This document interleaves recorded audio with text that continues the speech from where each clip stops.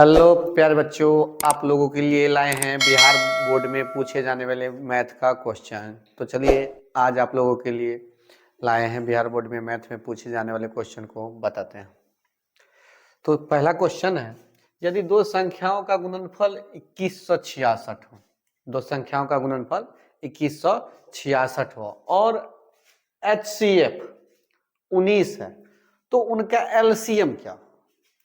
तो पहले से पता है ना कि HCF गुने LCM बराबर A गुने B।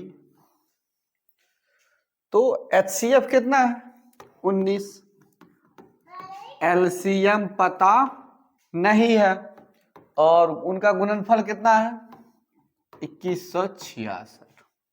अब 19 से इसको जब काटिएगा ना तो 114 आएगा। तो LCM कितना आ गया? 114। बात क्लियर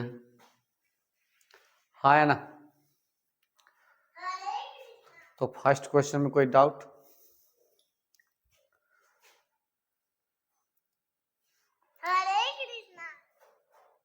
फर्स्ट क्वेश्चन में कोई डाउट नहीं है। अगला क्वेश्चन देखिए। अगला क्वेश्चन कहता है कि दो अभाज्य संख्या, तो कोई भी दो अभाज्य संख्या ले लेते हैं। तो दो अभाज्य संख्या, एक 2 लेते हैं और एक 3 लेते हैं। इसका एचसीएफ कितना होगा? 1 होगा। 2 और 3 का एचसीएफ कितना होगा? 1 होगा। तो याद रखिएगा, दो अभाज्य संख्या का एचसीएफ कितना होता है? 1 होता है। तो इसका आंसर क्या होगा? ए होगा। बात क्लियर? इसका आंसर क्या होगा? 1 होगा।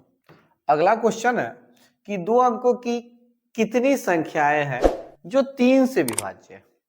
दो अंकों की कितनी संख्याएं हैं वो 3 से विभाज्य है।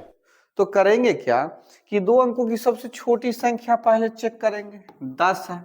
तो 10 में 3 से भाग देंगे, 3 तिया 9, 1 आ गया। उसके बाद 99 सबसे बड़ी है ना, तो इसमें लगाते हैं 3 से, 3 तिया 9 कट गया, 3 तिया 9 कट गया। अब देखिए यहां 33 है, यहां 3 है। 33 में से 3 घटाए कितना आ गया?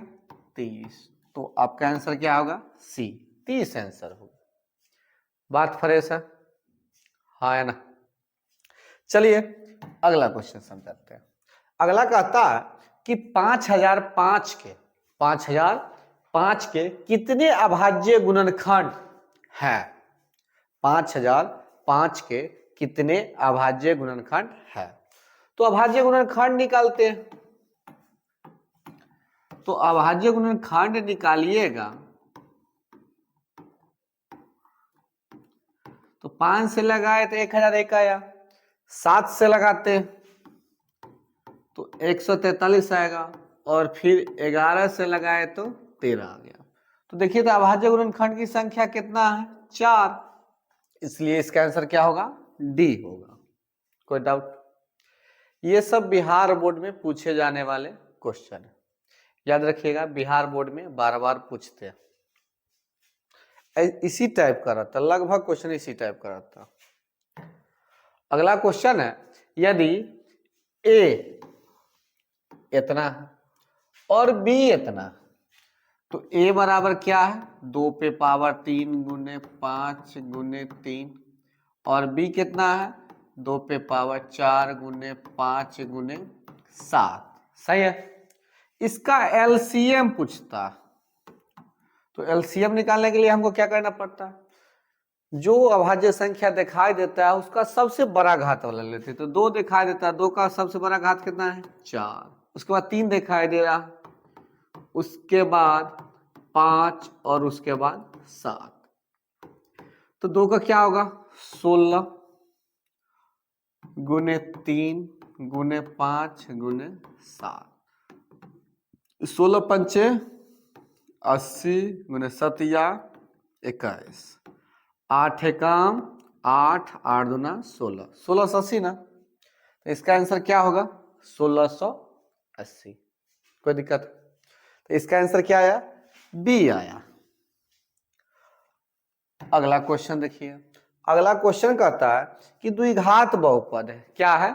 द्विघात बहुपद QX बराबर x square minus x plus 4 के शून्यक अल्फा एवं बीटा। शून्य क्या है? अल्फा एवं बीटा। तो अल्फा जोड़ बीटा क्या होता है? तो अल्फा जोड़ बीटा माइनस बी बट्टा ए होता है। तो यहां पे देखिए था एक्स स्क्वायर का गुणांक क्या है? 1, एक्स का गुणांक क्या है? -1 और सी के अचर संख्या अचर पद कितना है? 4। तो पहले से आपको पता है a x square plus b x plus c. तो अचर संख्या जो होता है वो सी होता है, एक्स का जो गुणांक होता है बी होता है, एक्स स्क्वायर का जो गुणांक होता है ए होता है। तो शून्यकों का योगफल क्या होगा? माइनस बी बट्टा ए। तो यहाँ पे देखिए बी का मान कितना है? -1 और ए का मान 1। तो माइनस माइनस प्लस, माइनस को माइनस से गुना करिएगा तो क्या आएगा? प्लस आएगा। तो हमारा आंसर क्या है? 1। तो आंसर हमारा क्या है? सी। आंसर हमारा क्या है? सी। बात क्लियर? अब अगला क्वेश्चन देखिए। अगला क्वेश्चन कहता है द्विघात बहुपदों के शून्यकों की संख्या कितनी होती है? तो द्विघात बहुपद के शून्यकों की संख्या 2 होती है। इसका आंसर कितना होगा? 2। ठीक है, तो इसका आंसर आ गया ना ए। अब देखिए अगला क्वेश्चन कहता x square minus 4x plus 1 के मूलों का योग होगा। के मूलों का योग होगा। तो मूलों का योग मतलब शून्यकों का योगफल समझिए। मूलों का योगफल मतलब शून्यकों का योगफल। तो शून्यकों का योगफल कितना होता है? माइनस बी बट्टा ए। तो यहां पे बी का मान क्या है? बी का मान क्या है? तो बी का मान -4 और ए का मान 1 है।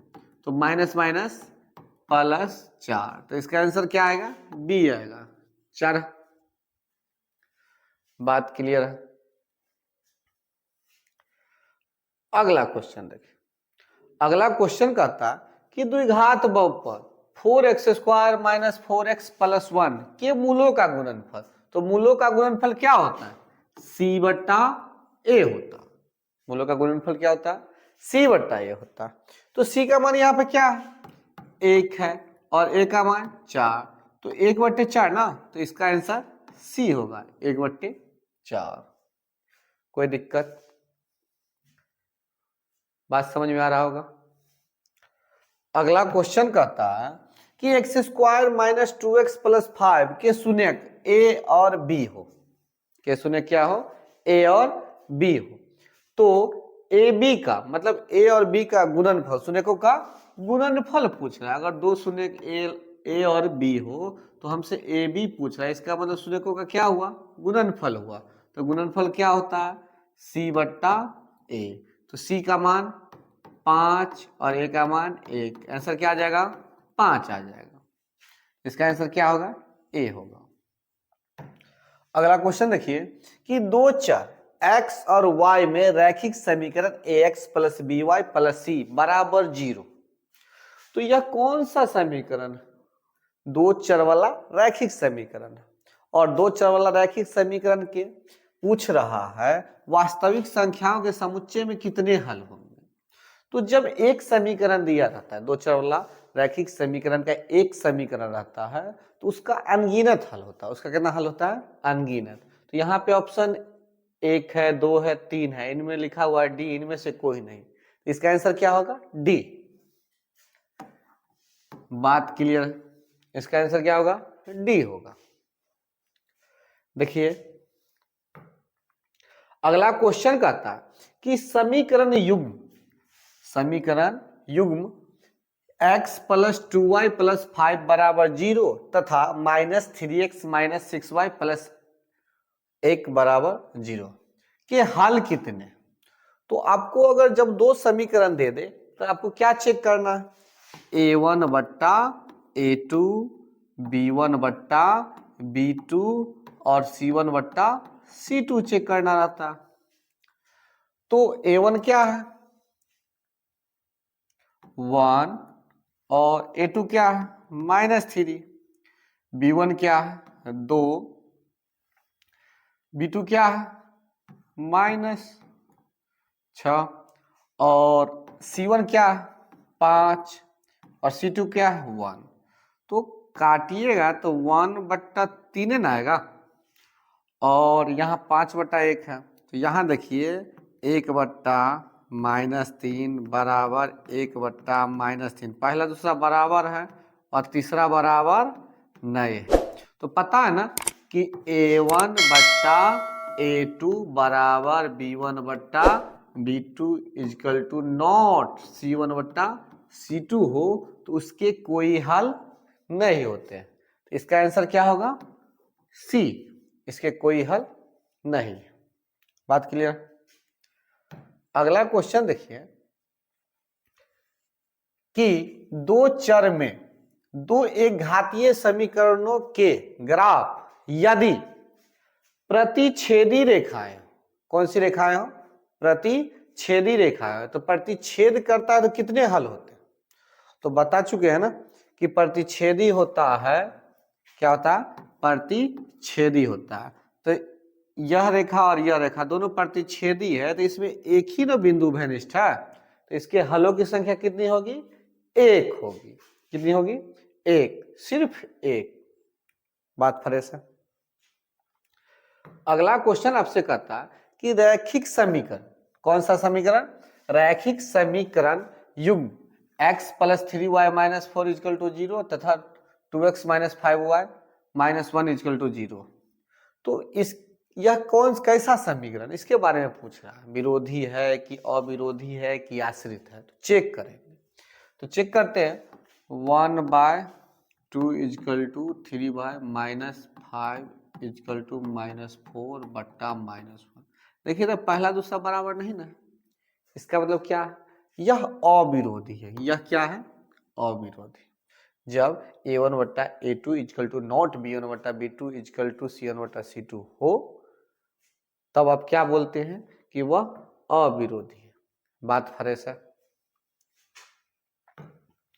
अगला क्वेश्चन, यदि दो चर में दो रैखिक समीकरणों के हल अनंत हो, तो उनके आलेख कैसा होगा? जब अनंत होता है तब दो रेखा एक दूसरे पे संपाती होते हैं। जब अनंत होता है तब दो रेखा एक दूसरे पे क्या होते हैं संपाती होते हैं।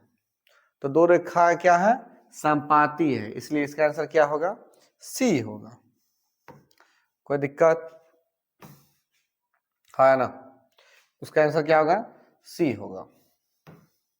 अगला क्वेश्चन कहता है यदि द्विघात समीकरण 2x² + 3x - 4 = 0 के शून्यक अल्फा बीटा हो, तो अल्फा जोड़ बीटा क्या होगा? शून्यकों का योगफल क्या होता है -b/a। तो b का मान कितना है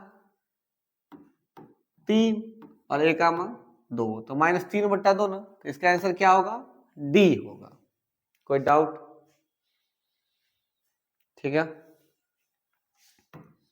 अगला क्वेश्चन कहता है कि अल्फा तथा बीटा द्विघात समीकरण x² + x - 2 = 0 के मूल है, तो 1/α और 1/बीटा का मान क्या हो?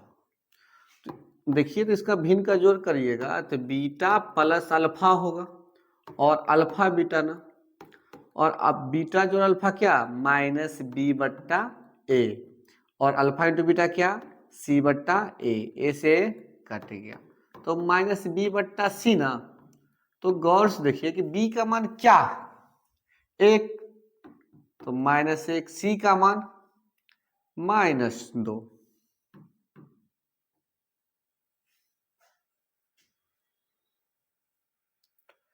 तो b का मान कितना है 1 और c का मान कितना है 2, तो माइनस माइनस -2 है, तो माइनस माइनस प्लस कट गया, एक 1/2 आ गया, कितना आ गया 1/2। इसका आंसर क्या होगा ए होगा। कोई डाउट? अगला क्वेश्चन कहता है कि x² + x - 1 = 0 के मूलों की प्रकृति बताए। तो किसी भी चीज जब आप द्विघात समीकरण पढ़िएगा तो मूलों की प्रकृति पूछेगा, तो अब क्या निकलेगा d = b² - 4ac। तो डी बराबर बी स्क्वायर माइनस 4ac। तो बी का मान क्या है? 1, तो 1 का स्क्वायर माइनस 4, ए का मान कितना है? 1, बी का मान कितना है? -1। तो 1 माइनस माइनस माइनस को माइनस गुना करके क्या आ जाएगा? प्लस। तो 4, 4 1 5। देखिए तब जब d का मान 0 होता है तो वह वास्तविक एवं समान होता है। जब d का मान 0 से बड़ा धनात्मक होता है तो वास्तविक एवं असमान होता है, और जब d का मान 0 से छोटा होता है तो वह अवास्तविक होता है। तो इसमें क्या होगा? प्लस में है 5, इसका मतलब वास्तविक एवं असमान होगा। तो इसका आंसर क्या होगा? ए होगा। बात फ्रेश है। अगला क्वेश्चन, निम्नलिखित में से कौन द्विघात समीकरण नहीं? तो द्विघात समीकरण वही ना नहीं होगा जिसका घात 2 न हो। तो गौर से देखिए, अगर इसको इससे गुना करेंगे तो x square minus x minus 2 आएगा। इसका घात 2 है, इसका घात कितना है? 2 है। इसका मतलब यह कौन सा समीकरण है? द्विघात समीकरण है। अगला देखिए कि 2x स्क्वायर माइनस 7x है, इसका घात कितना है? 2 है। इसका मतलब यह कौन सा समीकरण है? द्विघात समीकरण है। अब देखिए कि x plus 3/x is equal to, यहाँ पे एक्स स्क्वायर मिस हो गया, एक्स स्क्वायर। अब देखिए इसको करिएगा तो x square plus 3/x is equal two x square. तो x square plus 3 is equal two x क्यू ना, तो इसका घात कितना आ गया? 3। इसका मतलब यह द्विघात समीकरण नहीं है, इसलिए इसका आंसर क्या होगा? सी होगा। इसका आंसर क्या होगा? सी। बात क्लियर? अगला क्वेश्चन कहता है निम्नलिखित में से कौन सा द्विघात समीकरण है? निम्नलिखित में से कौन सा द्विघात समीकरण है? तो यहां पे देखिए कि यहां थोड़ा मिस है। यहां पे x square minus 3x equal two x plus 1 का होल स्क्वायर, पावर नीचे हो गया, टाइपिंग में मिस है। देखिएगा एक्स स्क्वायर माइनस 3x बराबर एक्स प्लस 1 का होल स्क्वायर।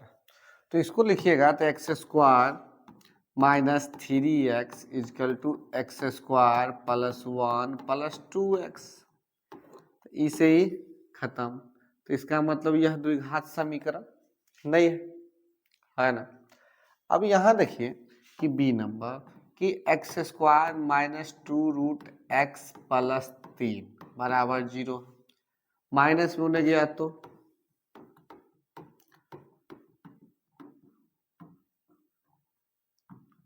है ना,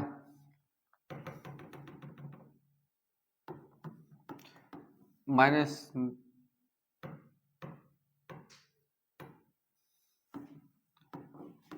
अब देखिए कि दोनों ओर वर्ग करेंगे तो इसका पावर 4 ना हो जाएगा।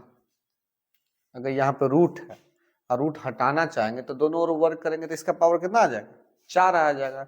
इसका मतलब यह भी द्विघात समीकरण नहीं। अब सी देखते हैं।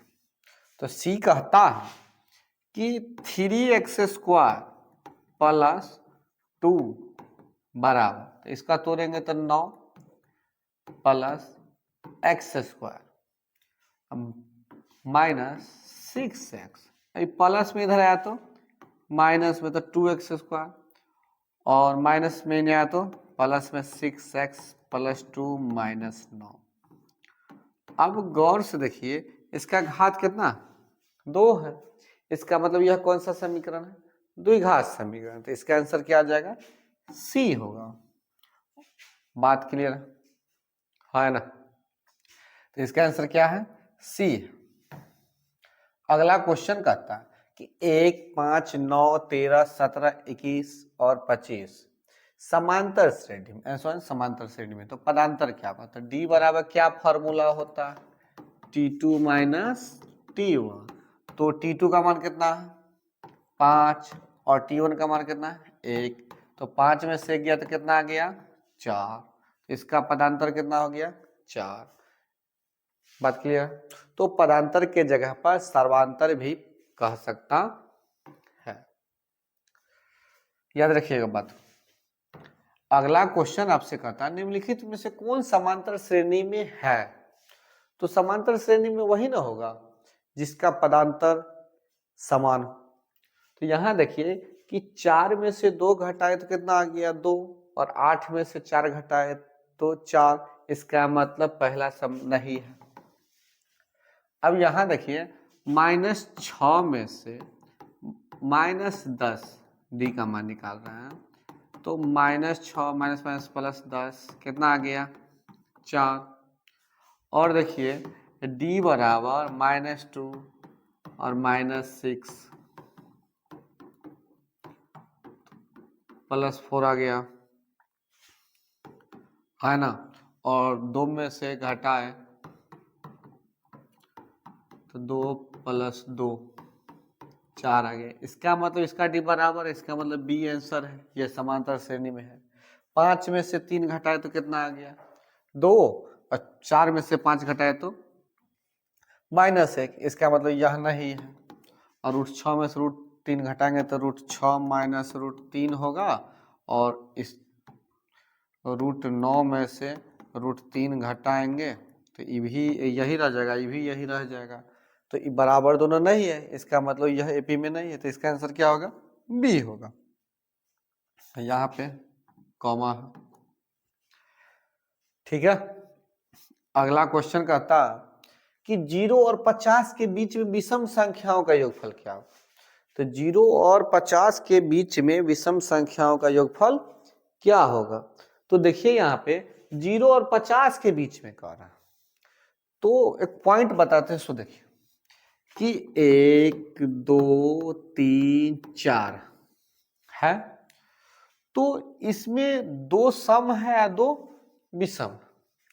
तो कहता है कि 0 और 50 के बीच में, इसका मतलब अगर 50 के बीच में बोल रहा है, अगर बीच नहीं बोलता 0 से 50 तक बोलता, 0 से कितना तक बोलता 50 तक, तो 25 विषम होता और 25 गो सम होता, है ना। मगर बोला है 0 से लेकर 50 के बीच, इसका मतलब 50 नहीं है, 50 शामिल रहता तब ना सम 25 गो होता, और विषम क्या गो होगा 25 गो होगा। और बीच में बोला इसका मतलब 50 शामिल नहीं है, इसका मतलब सम क्या गो होगा 24 गो होगा, और विषम क्या गो होगा 25 गो होगा। बात फ्रेश है। अगर हमसे कोई पूछे कि 0 और 100 के बीच में विषम क्या गो है, तो 50 गो, और सम क्या गो है तो 49 गो। अगर 0 और 50 के बीच में बोला तो सम क्या गो है तो 24 गो, और विषम क्या गो है 25 गो। तो पहले से पढ़ चुके हैं ना कि विषम संख्याओं का योगफल कितना होता है n प्रथम n विषम संख्याओं का योगफल कितना होता है n स्क्वायर, प्रथम n विषम संख्याओं का योगफल कितना होता है n स्क्वायर। तो हमको बोला 0 और 50 के बीच में विषम संख्याओं का योगफल, इसका मतलब क्या कि n का मान हमारा 25 ना होगा, तो 25 का स्क्वायर करेंगे तो कितना आ जाएगा 625। इसका आंसर क्या होगा सी। कोई डाउट है ना। अब अगला क्वेश्चन कहता है कि 3 संख्याएं एपी में है तथा उनका योग 24 और उनके वर्गों का योग 200 है, तो वे संख्याएं क्या होंगी?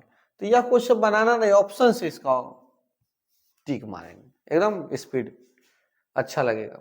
देखिए इधर 8 12 8 20 4 24 है, इस सब को जोड़ रहे हैं तो 24 आ रहा है ना।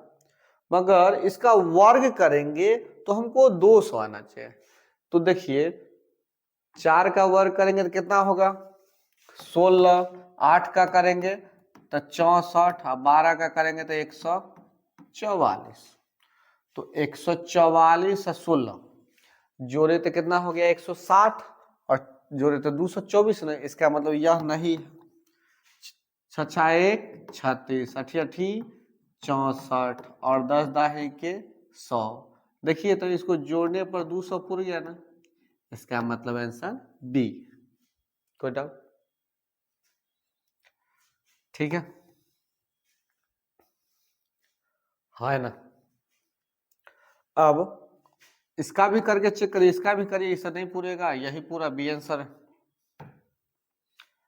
अगला क्वेश्चन कहता है आपसे कि किसी एपी की 4 संख्याओं का योगफल 40 और उनके पहली और चौथी संख्याओं का गुणनफल 91, तो ये तो गारंटी है सबको जोड़ेंगे तो 40 होगा। अब पहली और चौथी को का गुणनफल 91, तो पहली और चौथी को गुना करते हैं और देखते हैं 91 के का, 13 7 91, इसका मतलब पहला ही आंसर।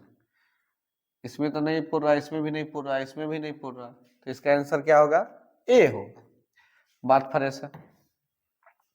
अगला क्वेश्चन कहता कि त्रिभुज एबीसी, त्रिभुज एबीसी में तो एक त्रिभुज है, एक क्या है?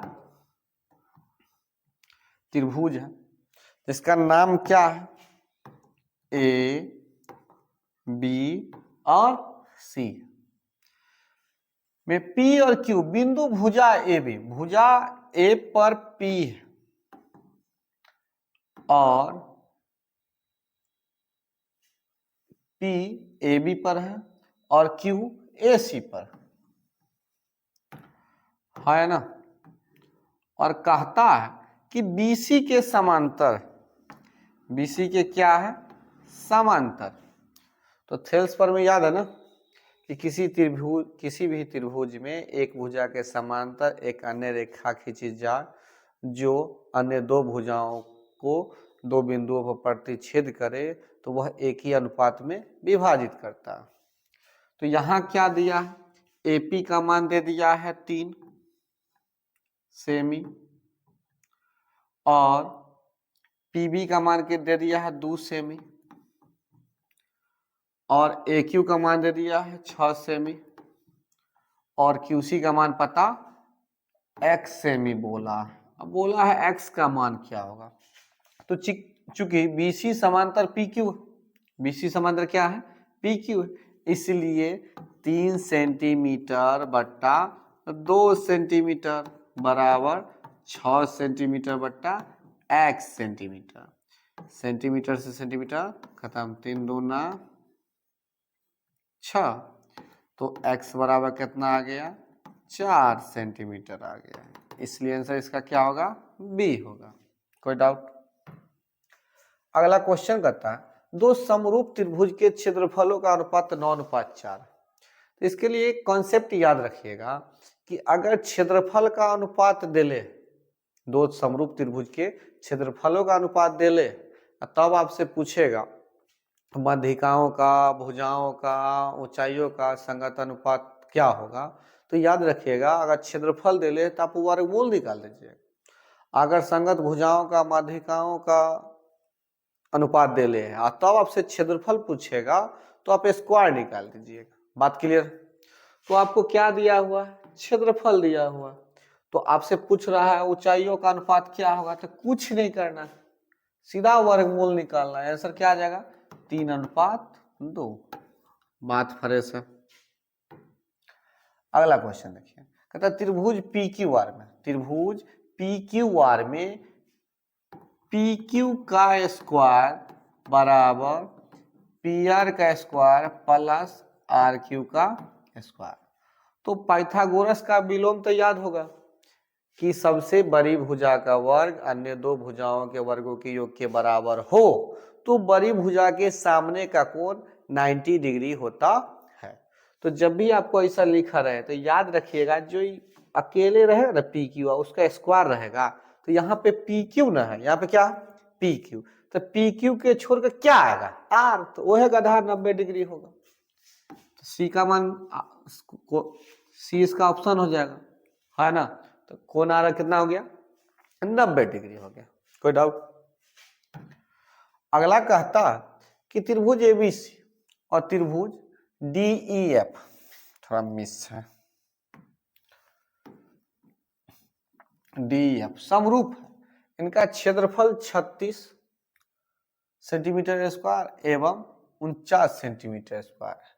तो दोनों त्रिभुज की संगत भुजाओं का अनुपात, तो इसका मतलब 36/49 ना है, तो भुजाओं का, तो इसका वर्गमूल निकाल लीजिए, 6:7 आ जाएगा। आगे आंसर बी। अगला क्वेश्चन कहता है दो समरूप त्रिभुजों का क्षेत्रफल 25:64 है, तो संगत भुजाओं का 5:8। इसका आंसर क्या हो जाएगा? सी हो जाएगा। अगला क्वेश्चन कहता है -8,6 किस पाद में? तो पॉइंट क्लियर करवाते हैं।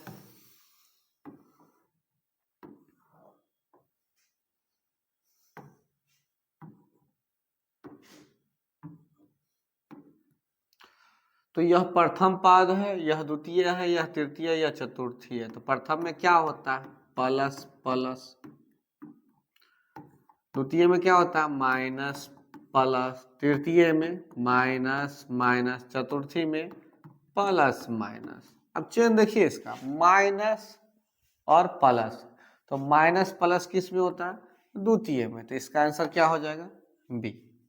अगर एक्स अक्ष पे होता तो याद रखिएगा, एक्स अक्ष पे कोई बिंदु होगा तो y का मान 0 होगा, अगर y अक्ष पे कोई बिंदु होगा तो x का मान 0 होगा। बात क्लियर?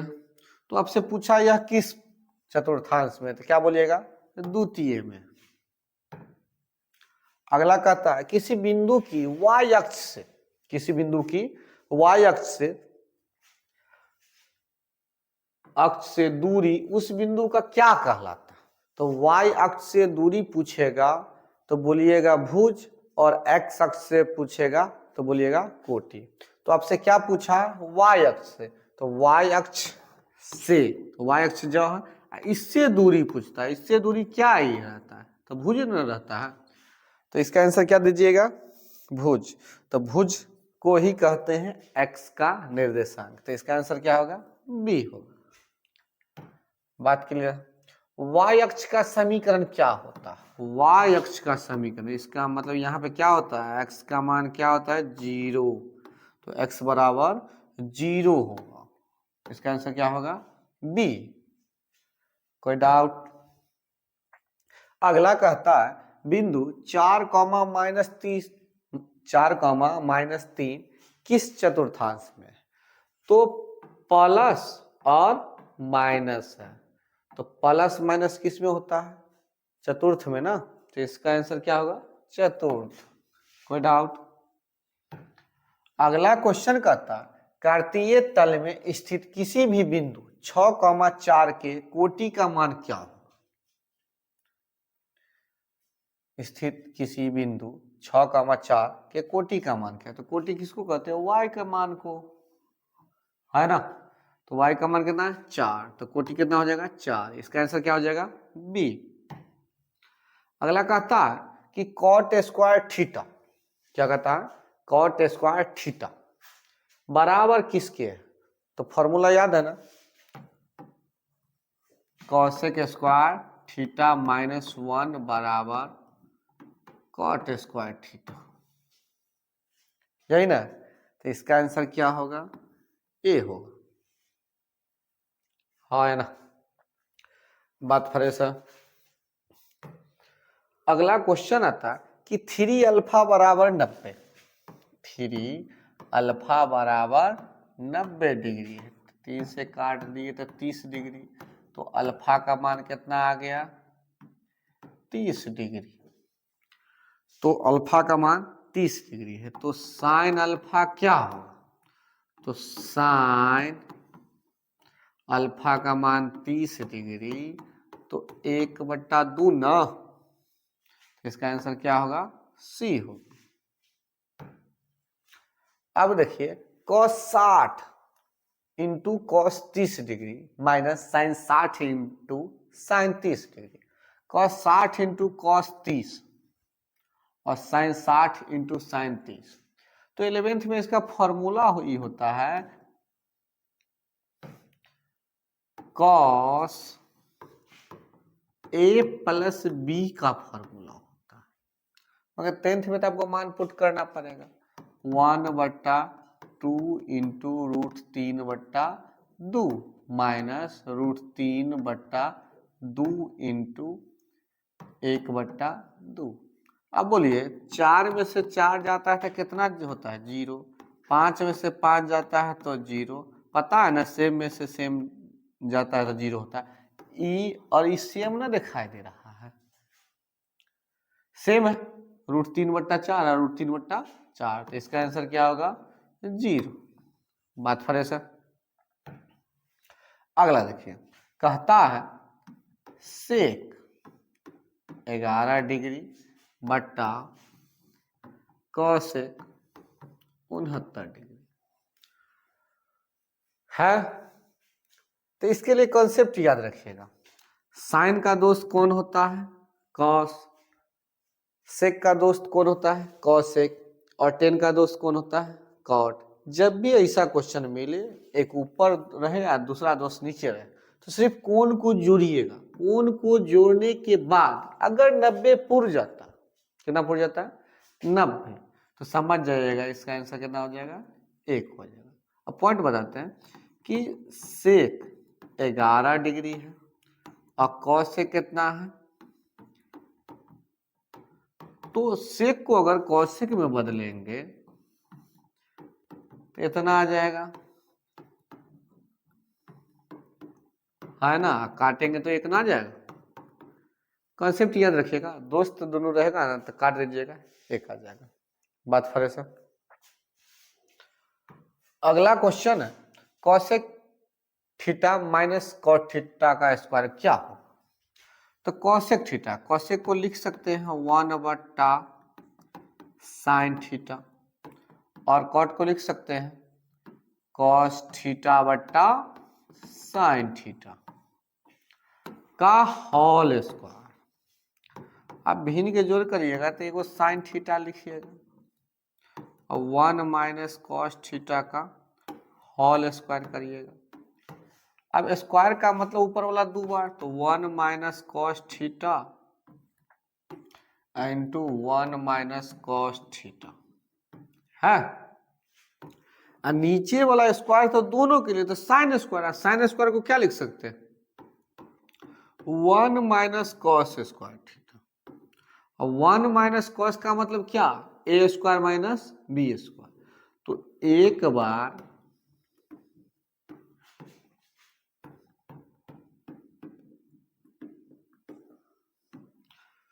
तो गौर से देखिए a square minus b square, एक बार जोड़ेंगे और एक बार घटाएंगे, तो एक बार घटाएंगे एक बार जोड़ेंगे, तो तक गया ना एगो से एगो, तो 1 - cos थीटा 1 - cos थीटा बट्टा 1 + cos थीटा, इसका आंसर क्या होगा बी होगा। अगला क्वेश्चन देखिए, tan थीटा बराबर कितना दिले 4/3, इसका मतलब P/B बराबर ना 4/3 है, तो P का मान 4, B का मान 3, तो H निकालिएगा तो कितना आ जाएगा 5। H कितना आ जाएगा 5, 4 × 16 3 × 9 जोड़ दिए 25 निकाल दिए 5, तो H का मान 5 आ जाएगा। तो साइन थीटा कितना होता, तो साइन थीटा कितना, तो साइन थीटा लंब बट्टा कर्ण, मतलब 4/5 प्लस कॉस थीटा कितना है 3/5, मतलब 5 और 4 और 3 7, आंसर कितना आ जाएगा 7/5। इसका आंसर क्या है सी। अगला क्वेश्चन कहता है cos 48 degree minus sine 42 degree. तो देखिए दोनों दोस्त है साइन और कॉस, और साइन और कॉस दोस्त रहेगा तो सिर्फ उसके कोण को जोड़िएगा। क्या करिएगा कोण को जोड़िएगा, जोड़ने पर अगर 90 पुर जाए, जोड़ने पर अगर 90 पुर जाए, जोड़ने पर क्या पुर जाए 90, तो ऐसा वाला क्वेश्चन रहेगा ना तब हमेशा याद रखिए वो क्वेश्चन रहता है साइन 48 बट्टा कॉस 42, या तो भाग में गधा रहेगा और न तो घटाव में रहेगा। भाग में रहेगा तो 1 और घटाव में रहेगा तो 0। पॉइंट देखिए, इसको बदलेंगे तो साइन 42 डिग्री ना होगा और साइन 42 डिग्री, इसका मान कितना आ जाएगा 0, है ना। तो जब घटाव में रहता है तो किस में टिक मारेंगे 0 में, और भाग में रहता है तो किस में मारते 1 में। अगर यहाँ पे p रहता है तो किस में, ये तो कट गया तो p एकम p हो जाता, तो इसका आंसर क्या होगा 0, तो b में मार दीजिएगा। अब देखिए cosec square 57 minus 10 square 33 degree, तो कुछ नहीं करना, कौशिक को बदल देंगे, सेक स्क्वायर 33 हो जाएगा अब माइनस 3 स्क्वायर 33 डिग्री। अब देखिए sec square theta minus 10 square theta एक ना, आंसर बी। अगला कहता, अगला क्वेश्चन थोड़ा मिस है, ऐसे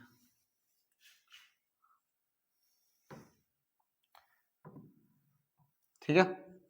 क्वेश्चन कहता कि √1 प्लस 10 स्क्वायर है, इसका मतलब सेक स्क्वायर है और निकल गया तो सेक ए ना, है ना। इसका आंसर क्या होगा B B B B B B, इसका आंसर क्या होगा बी। बात फ्रेश है। अगला क्वेश्चन देखिए सेम है, इसको क्या कर देंगे कॉसेक स्क्वायर में बदल देते, कितना आ जाएगा 80 degree minus cot square 80 degree, तो cosec square theta minus cot square theta का मान कितना होता है 1 होता है, इसलिए इसका आंसर क्या होगा 1। अब देखिए 6 मीटर ऊंचे खंभे की छाया पृथ्वी पर 2√3 मीटर लंबी, तो ई 6 मीटर और ई 2√3 मीटर, तो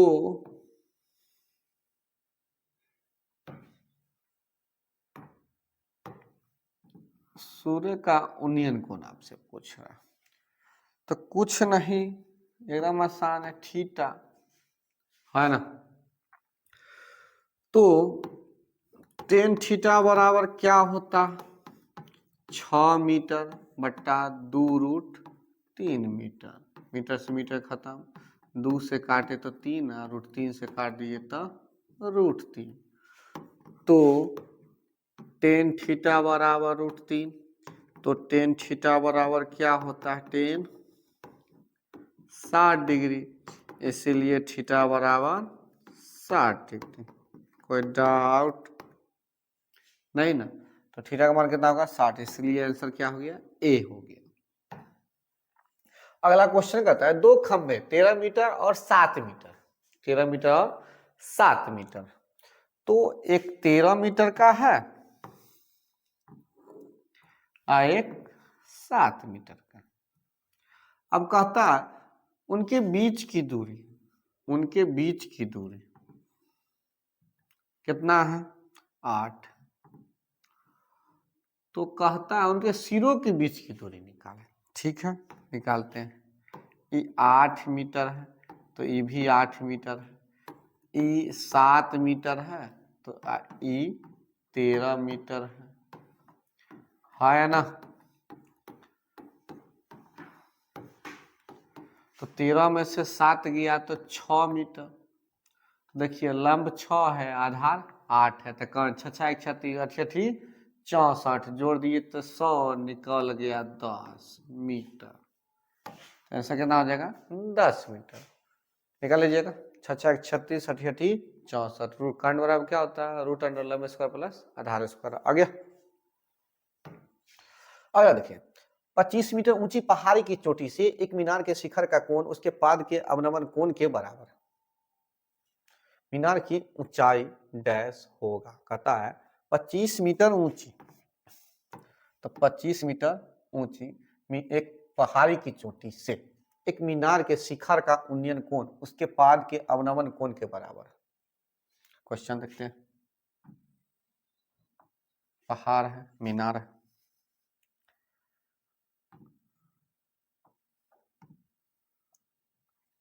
कहता है 25 मीटर ऊंची, तो 25 मीटर ऊंची है, तो 25 मीटर ऊंची पहाड़ की चोटी से एक मीनार का शिखर का उन्नयन कोण, शिखर का उन्नयन कोण कितना है?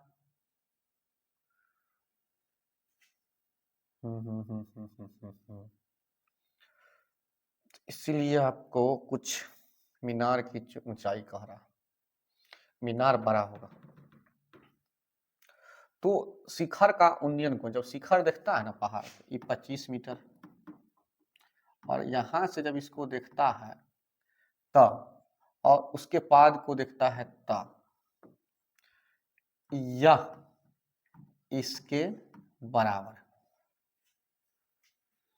इसका मतलब यह भी इसके बराबर, तो यह भी थीटा, तो यह थीटा और यह भी थीटा, तो यह h है ना, और बराबर, तो tan थीटा बराबर ए बी सी डी और ई, तो tan थीटा बराबर आ गया 25 मीटर बट्टा ए बी, और ई हो गया h माइनस 25 मीटर, है ना, ये ए बी है, और तो ए बी बराबर 25 मीटर बट्टा tan थीटा, इसका मान आ गया, तो tan थीटा बराबर h माइनस 25 मीटर बट्टा 25 मीटर बट्टा tan थीटा, tan थीटा से tan थीटा खत्म, 25 मीटर या 50 मीटर आंसर आ जाएगा। कितना मीटर आंसर आ जाएगा? 50 मीटर। बात फ्रेश है, तो इसका आंसर क्या आ जाएगा? बी आएगा। बात फ्रेश है, तो इसका आंसर क्या आएगा? बी होगा। देखिए 10 ऊपर जाएगा तो 10 से 10 खत्म, 25 से कम, 25 माइनस भी नहीं आया, 25, 50 आ गया, तो इसका आंसर क्या होगा? 50 मीटर। भूमि के एक बिंदु से जो मीनार के पाद से 30 मीटर की दूरी पर है, मीनार के शिखर का उन्नयन कोण 30। क्वेश्चन कहता है मीनार के पाद से 30 मीटर दूर, मीनार के पाद से 30 मीटर दूर हो गया, और कहता है 30 का कोण बनाता, तो ऊंचाई क्या होगा? तो इसका मतलब इस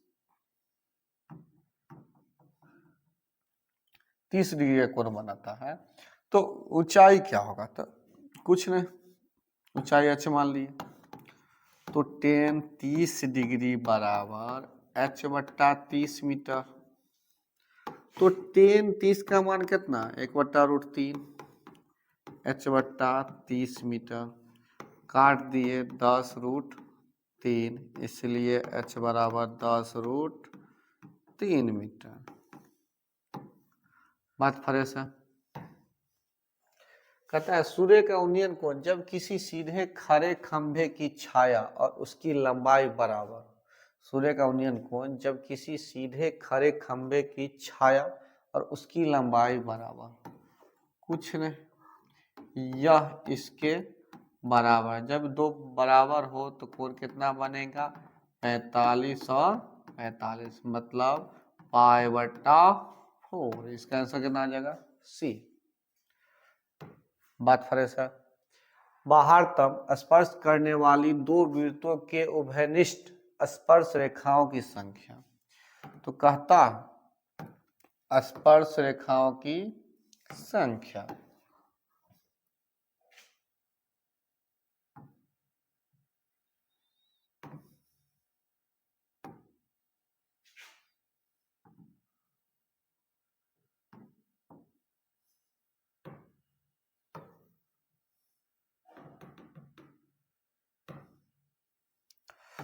कुछ नहीं,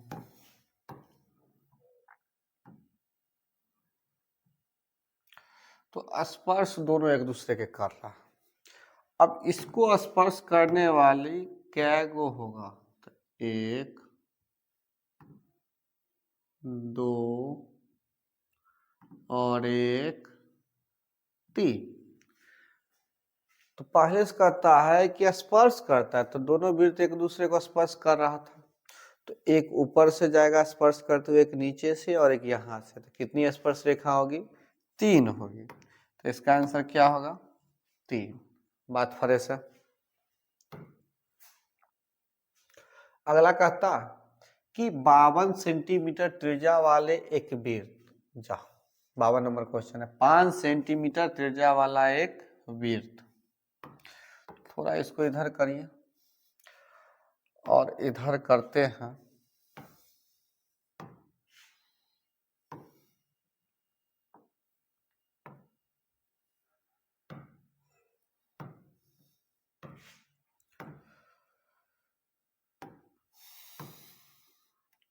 एक वृत्त है और कहता है कि 5 सेंटीमीटर त्रिज्या वाले एक वृत्त के P बिंदु पर, तो P बिंदु पर P और O है, ये 5 सेंटीमीटर है, और यहां से कहता है कि Q, और तब वो कहता है स्पर्श रेखा PQ, स्पर्श रेखा PQ, स्पर्श रेखा PQ क्या है? PQ, केंद्र से O से जाने वाली, PQ केंद्र O से जाने वाली एक रेखा से बिंदु Q पर इस प्रकार मिलती है कि OQ 12 सेंटीमीटर। तो गौर से देखिए, ये यहाँ पे 90 डिग्री ना होता है, स्पर्श रेखा पर त्रिज्या अगर हो तो वह लंबवत होता है। तो ये हमारे लिए कर्ण है, ये हमारे लिए, गौर से देखिए इसके सामने वाला एक कर्ण है ना, तो हमको ही निकालना है। तो PQ बराबर क्या हो जाएगा? OQ का स्क्वायर माइनस त्रिज्या OP का स्क्वायर। तो OQ कितना?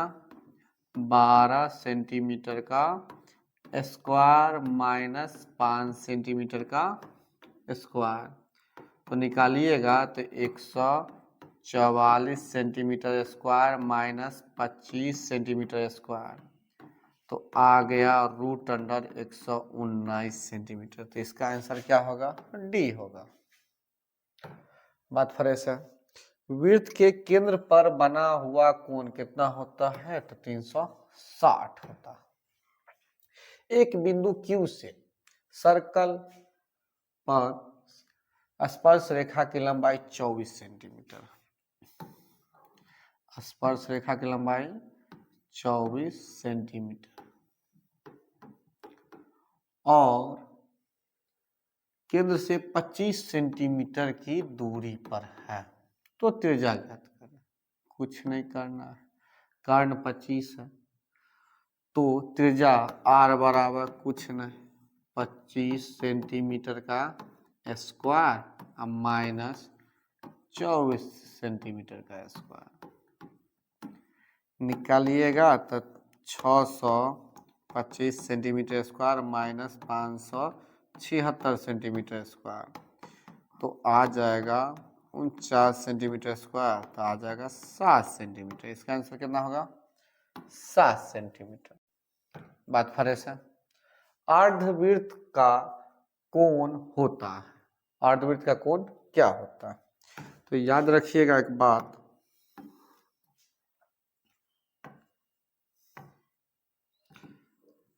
अर्धवृत्त जो होता है वो जो कोण बनाता है सो 90 बनाता है। कितना बनाता है? 90। तो इसका आंसर क्या होगा? ए होगा। याद रखिएगा बात। यदि एक वृत्त की परिमाप, तो वृत्त की परिमाप क्या होता है? 2 पाई आर, और उसके क्षेत्रफल के बराबर है, तब पाई आर स्क्वायर, पाई से पाई खत्म, आर का मान 2, इसका मतलब वृत्त की त्रिज्या क्या हो जाएगा? 2 मात्रक। मतलब इसका आंसर क्या है? ए। अगला क्वेश्चन कहता है कि 64 पाई सेंटीमीटर स्क्वायर क्षेत्रफल वाले वृत्त का व्यास हो क्या? तो पाई आर स्क्वायर बराबर 64 पाई सेंटीमीटर स्क्वायर, पाई से पाई खत्म, r बराबर 8 सेंटीमीटर, r बराबर 8 सेंटीमीटर है ना। तो व्यास पूछ रहा है, तो d बराबर 8 दूना 16 सेंटीमीटर। अगला कहता है दो वृत्तों के क्षेत्रफलों का अनुपात इतना, क्षेत्रफल का अनुपात कितना है, इतना। तो त्रिज्या निम्नलिखित में से कौन होगा। तो क्षेत्रफल का मतलब क्या कि पाई r1 के स्क्वायर बट्टे पाई r2 का स्क्वायर, पाई से पाई खत्म, r1 r2, तो r1 बट्टे r2 का होल स्क्वायर बराबर x स्क्वायर बट्टे y स्क्वायर। ये स्क्वायर होने गया रूट, तो इसका मतलब r1 बट्टे r2 बराबर क्या आ जाएगा, x बट्टे y। तो x अनुपात y ना, इसका आंसर क्या हो जाएगा, d। तो याद रखिएगा क्षेत्रफल दिले रहेगा ना, तो त्रिज्या पूछेगा तो सीधा रूट निकाल दीजिएगा, वर्गमूल स्क्वायर रूट, बात खत्म। यदि किसी वृत्त की त्रिज्या को k गुनी कर दी, पहले से r था अब kr कर दी, तो पुराने और नए, तो पुराने का हो जाएगा क्षेत्रफल पाई आर स्क्वायर और नए का क्षेत्रफल क्या हो जाएगा, k पाई आर स्क्वायर। उनका अनुपात मतलब k square pi r square होगा, तो उनका अनुपात कितना हो जाएगा, 1 अनुपात k स्क्वायर, 1 अनुपात k स्क्वायर CS। अगर इसका क्षेत्रफल निकालिएगा तो पाई k का स्क्वायर है ना होगा, तो पाई k स्क्वायर आर स्क्वायर है, ये हो गया पाई आर स्क्वायर पहला। इसका आंसर क्या होगा, 1 अनुपात k स्क्वायर होगा। अगला आता है दो वृत्तों की त्रिज्याओं का अनुपात इतना, दो वृत्तों की त्रिज्याओं का अनुपात इतना है, तो क्षेत्रफल के क्या हो जाएगा, तो इसका स्क्वायर कर दीजिएगा, 9 अनुपात 16। बात क्लियर। अगला क्वेश्चन कहता है किसी बेलन की ऊंचाई 14 सेंटीमीटर, h बराबर कितना है, 14 सेंटीमीटर, और बेलन का वक्र पृष्ठ, बेलन का वक्र पृष्ठीय क्षेत्रफल कितना, 264 सेंटीमीटर स्क्वायर। तो 2 पाई आर एच बराबर 264 सेंटीमीटर स्क्वायर, तो 2 गुने 22 बट्टे 7 गुने आर गुने 14 सेंटीमीटर बराबर 264 सेंटीमीटर स्क्वायर।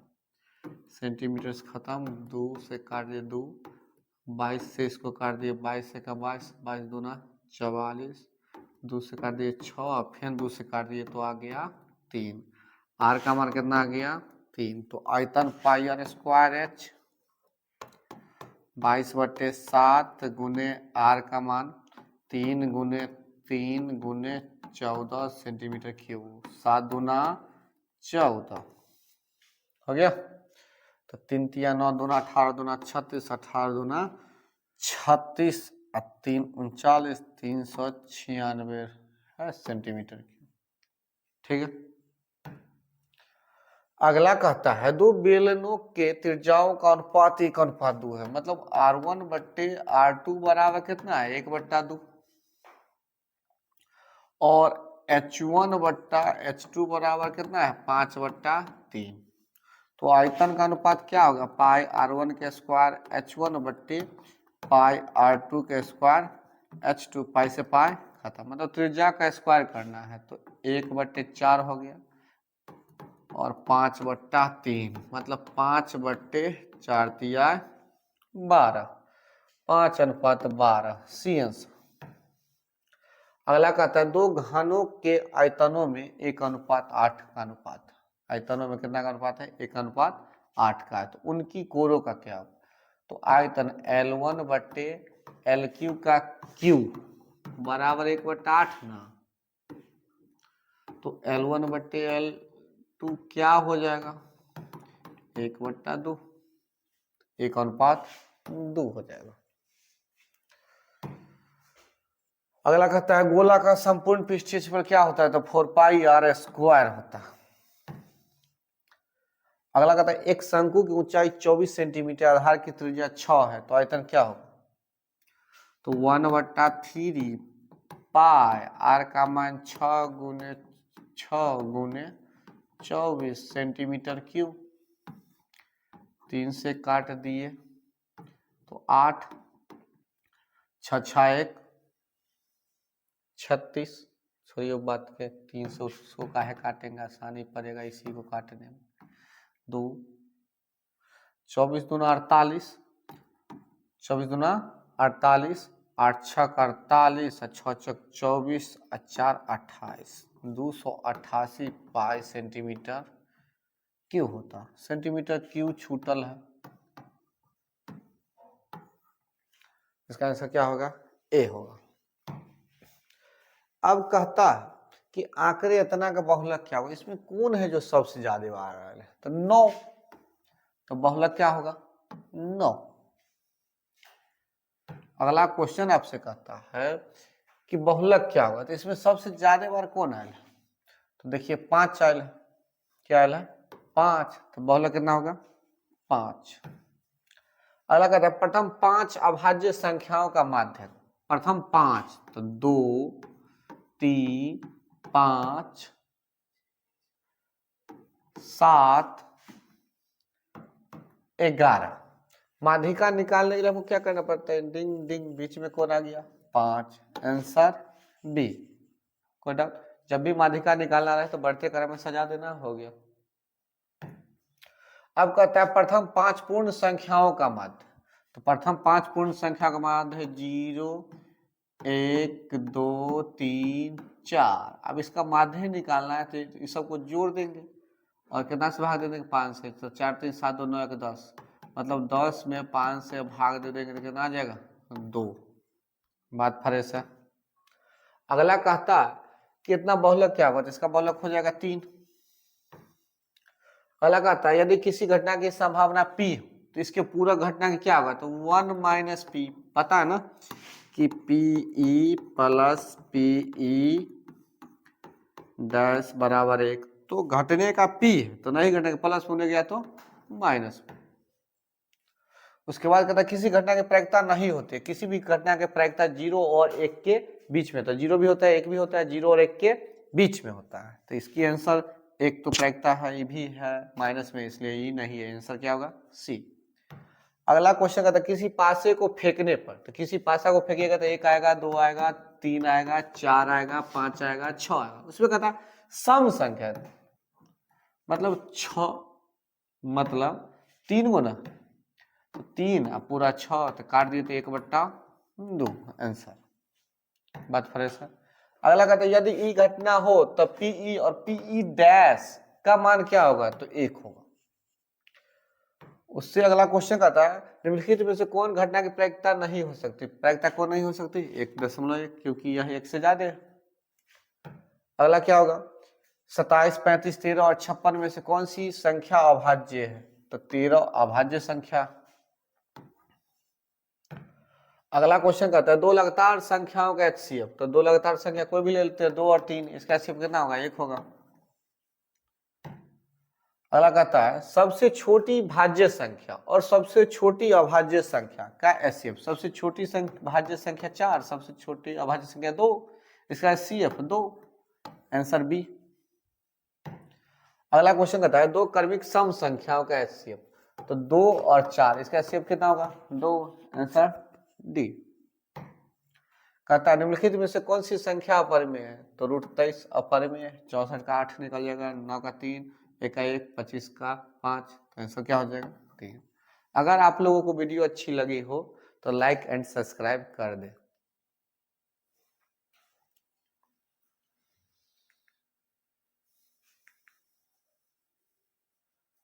अगला